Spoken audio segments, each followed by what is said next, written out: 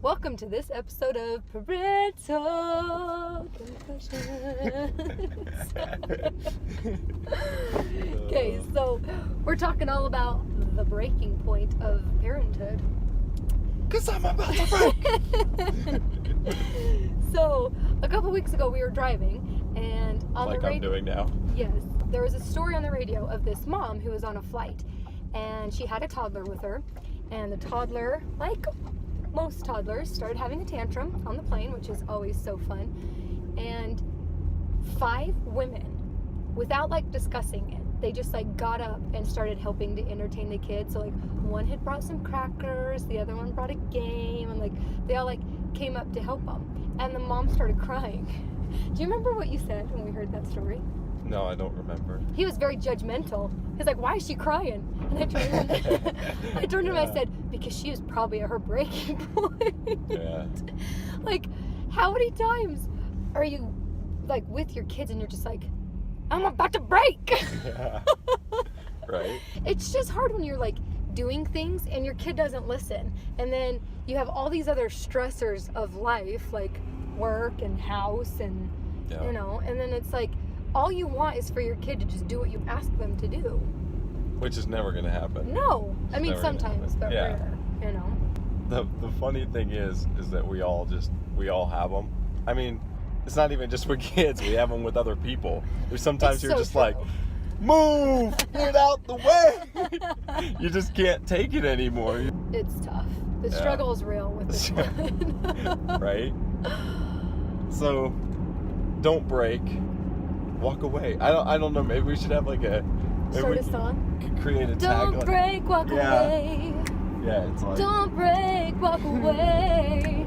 The best part of when you break is the moment after that you're like, man, I feel like an idiot. And you're like looking around, you're like, I hope no one saw that, or maybe I hope someone did see it. I mean, today people probably do see it with all their smartphone devices.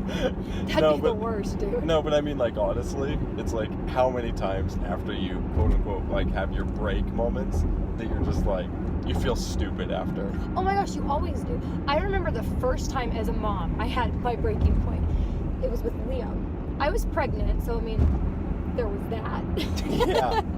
But there's that whole thing. Right? I was feeding Liam, and he kept just giving me a hard time. Like, he was like moving his mouth when I'd come to get all over his face, and then one point he'd like flicked it off, like all the funny stuff that you see like in movies that makes you laugh, but in the moment it just is kind of painful.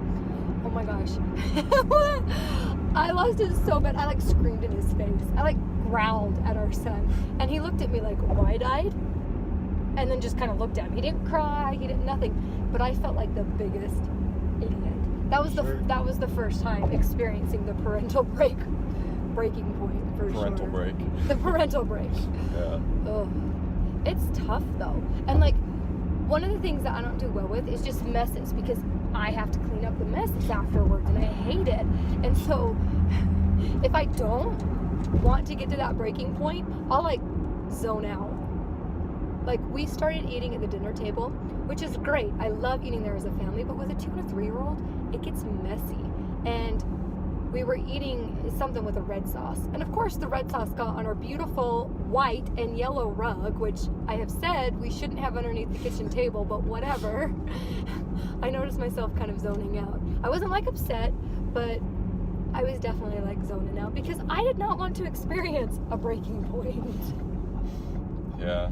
You just gotta let it go. Let it go, let it go. And just be okay. Everyone has breaking points. It's Everything's it's gonna the be facts of okay. life, right? It's so true. Yeah. The best thing is talk about them after so you can laugh, because really they're more funny in the end. I mean, not in the moment, but okay. So I noticed that when I am in the breaking point, like when I'm at the breaking point with the boys, I feel so insanely like. It's like feeling really anxious about something, but then there's like a anger attached to it. There's a fire in the There's belly. a fire in the belly. But there's nothing like more frustrating when you're in the middle of something and you feel that way, and it's like you can just feel it like building up. It's like, okay, for me, it's kind of like labor pains. Like, ladies, when you're, well, when I was in labor, I don't know how was for you guys. But you can like feel it, like it starts in like the bottom of your body, and then it like builds up, and you can like feel the contraction coming, and then all of a sudden it's there, and it's like you're sweating and you're in pain and you can barely breathe. And the breaking point is kind of like that. Like, you know it's coming. You feel irritated, you feel stressed out, Our meditation gurus would say at that point, you're aware of your body. Yes. Take a deep breath. You need step to- out of the situation and go back to enjoying life.